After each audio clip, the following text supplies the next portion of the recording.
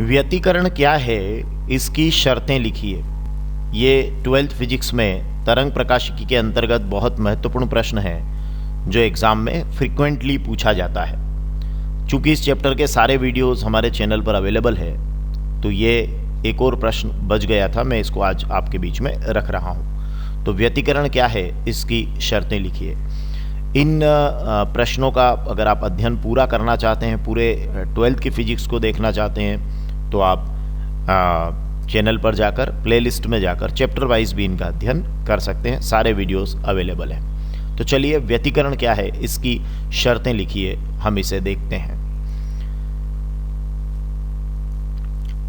व्यतिकरण क्या होता है, व्यतिकरण इसे जानना है। व्यतिकरण में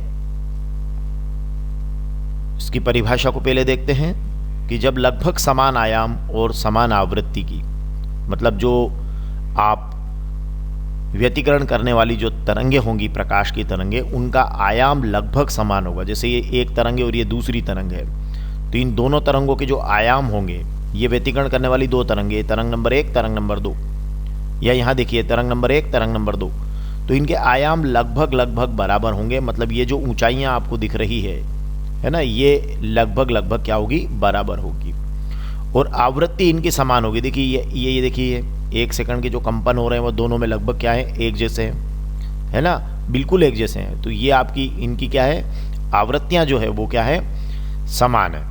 तो समान आयाम, लगभग समान आयाम और समान आवृत्ति की दो प्रकाश तरंगें जब एक ही दिशा में गमन करती है, जैसे इस दिशा में गमन कर रही है ना, लेफ्ट से राइट चल रही है, देखिए लेफ्ट से राइट चल रही है, तो इनका जब अध्यारोपण होगा, जैसे इनका यहाँ अध्यारोपण हुआ, तो देखिए इस तरीके की तरंग मिल गई अध्यारोपण के बाद, या यहाँ अध्यारोपण हुआ तो ये इस तरीके की मिल गई। तो अध्यारोपण के परिणाम स्वरूप क्या हुआ कि यहाँ तो प्रकाश की तीव्रता बढ़ गई और यहाँ प्रकाश की तीव्रता कम हो गई। तो प्रकाश की तीव्रता में अध्यारोपण के कारण होता है परिवर्तन, और इस परिवर्तन की घटना को कहते हैं प्रकाश का व्यतिकरण। तो जो परिभाषा बनी ये है कि जब लगभग समान आयाम और समान आवृत्ति की दो तरंगे, जब लगभग समान आयाम और समान आवृत्ति की दो तरंगे एक ही दिशा में गमन करती है माध्यम के अंदर, तो उनके जब विशेष परिस्थितियां होती है तो उनके अध्यारोपण से क्या होता है कि या तो तीव्रता बढ़ जाती है या तीव्रता घट जाती है। मतलब माध्यम के भिन्न भिन्न बिंदुओं पर प्रकाश की जो तीव्रता है उसमें चेंज आ जाता है, और ये घटना कहलाती है प्रकाश का व्यतिकरण। अगर तीव्रता बढ़ गई तो हम कहेंगे संपोषी व्यतिकरण है, जैसा कि यहाँ हो रहा है, कंस्ट्रक्टिव इंटरफेरेंस है। और अगर तीव्रता घट गई तो जैसा कि यहाँ हो रहा है, तो हम कहेंगे ये डिस्ट्रक्टिव इंटरफेरेंस है।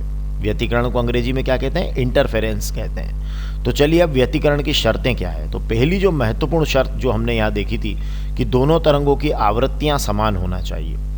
और एक और खास बात यह है कि आवृत्तियाँ तो समान होना ही चाहिए, साथ में जो कलांतर है वो कलांतर, देखिए ये यहाँ देखिए, ये जो कलांतर है, फेस का जो अंतर है यहाँ और यहाँ दोनों जगह देख लीजिए, तो जो कलांतर है वो समय के सापेक्ष या तो नियत होना चाहिए या कलांतर शून्य होना चाहिए। ऐसी परिस्थितियों में हम कहेंगे कि दोनों तरंगें कला संबद्ध होती है। तो दो तरंगें अगर कला संबद्ध है, जैसा कि यहाँ ये तरंगें कला संबद्ध है, मतलब दोनों तरंगों की आवृत्तियाँ क्या है, समान है, और उनके मध्य जो कलांतर है वो या तो शून्य है या समय के सापेक्ष नियत है, तो हम कहेंगे कि तरंगे कला संबद्ध है। तो ये शर्तों में दो बिंदु भी लिखे जा सकते हैं कि दोनों तरंगों की आवृत्तियां समान हो, नंबर 1, नंबर 2 उनके मध्य कलांतर समय के सापेक्ष नियत या शून्य हो।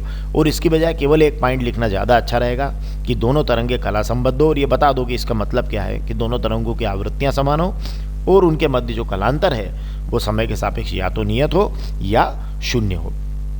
अब इससे आपका एग्जाम में एक 2 नंबर का प्रश्न और तैयार हो गया कि दो तरंगे कला संबद्ध कब होती है।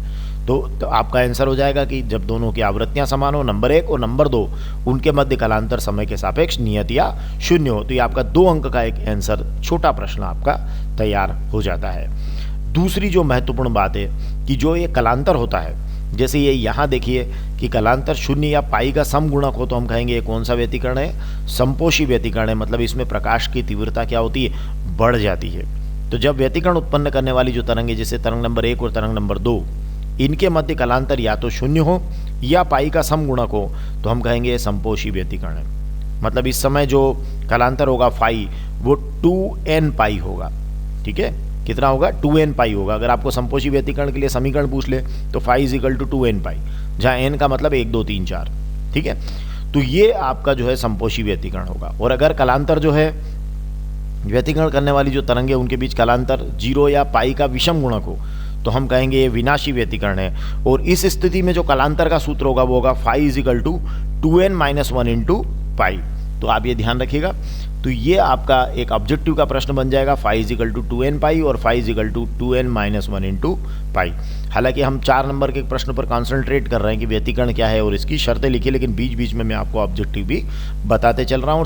और मैंने आपको यहाँ व्यतिकरण के प्रकार भी बता दिए कि यहाँ वो कह रहे हैं कि बिंदुओं पर प्रकाश की तीव्रता में परिवर्तन हो जाता है। अगर परिवर्तन में तीव्रता बढ़ती है तो संपोषी व्यतिकरण और घटती है तो विनाशी व्यतिकरण। मतलब यही परिभाषा संपोषी और विनाशी की भी है, केवल परिवर्तन की जगह बढ़ना और घटना शब्द आता है तो ये दो परिभाषाएं और तैयार हो जाती है। और इनके बीच जो कलांतर है वो phi is equal to 2n pi है, यहाँ कलांतर phi is equal to 2n - 1 into pi है। तो चलिए दोनों तरंगे कला संबद्ध हो। दूसरी जो शर्त होगी वो ये होगी कि दोनों तरंगों के आयाम लगभग समान हो। मतलब अभी हमने बात कही थी कि आयाम जो है ये ऊंचाई है, ये देखिए ये वाली ऊंचाई जिसको सरल भाषा में कहते हैं, तो ये यहाँ देखिए ये जो ऊंचाई है इन दोनों की क्या हो, लगभग समान होना चाहिए। तीसरी महत्वपूर्ण बात यह है कि ऐसा होने से क्या होगा, तो ऐसा होने से क्या होगा कि जैसे देखिए ये यहाँ अगर दोनों के आयाम बिल्कुल लगभग समान है तो फिर ऐसे में क्या होगा कि जब ये विनाशी व्यतिकरण होगा तो इस स्थिति में जो न्यूनतम तीव्रता बनेगी या न्यूनतम तीव्रताओं के बिंदु जहाँ जहाँ भी प्राप्त होंगे वहाँ प्रकाश की तीव्रता क्या हो जाएगी, शून्य हो जाएगी, क्योंकि आयाम क्या होंगे, उनके लगभग समान होंगे। तीसरी महत्वपूर्ण बात यह कि दोनों तरंगे एक ही दिशा में सरल रेखा में गमन करना चाहिए। मतलब प्रकाश स्रोत के मुंह ऐसे होना चाहिए कि तरंगे एक ही दिशा में गमन करें और सरल रेखा में वो गमन करें, ताकि वो और प्रकाश स्रोत भी क्या हो, एक दूसरे के बहुत पास हो, ताकि उनसे निकलने वाली तरंगों के बीच क्या हो, अध्यारोपण भी हो। और दोनों प्रकाश स्रोत कैसे होना चाहिए, मोनोक्रोमेटिक होना चाहिए, एक वर्णिक होना चाहिए, ताकि एक ही व्यतिकरण प्रतिरूप जो है वो प्राप्त हो। और भी शर्तें हो सकती है पर आपके लिए महत्वपूर्ण शर्तें यही है। व्यतिकरण क्या है, इसकी 4 शर्तें लिखिए। तो ये आप आंसर को जरूर तैयार कीजिएगा एग्जाम के पॉइंट ऑफ व्यू से। धन्यवाद।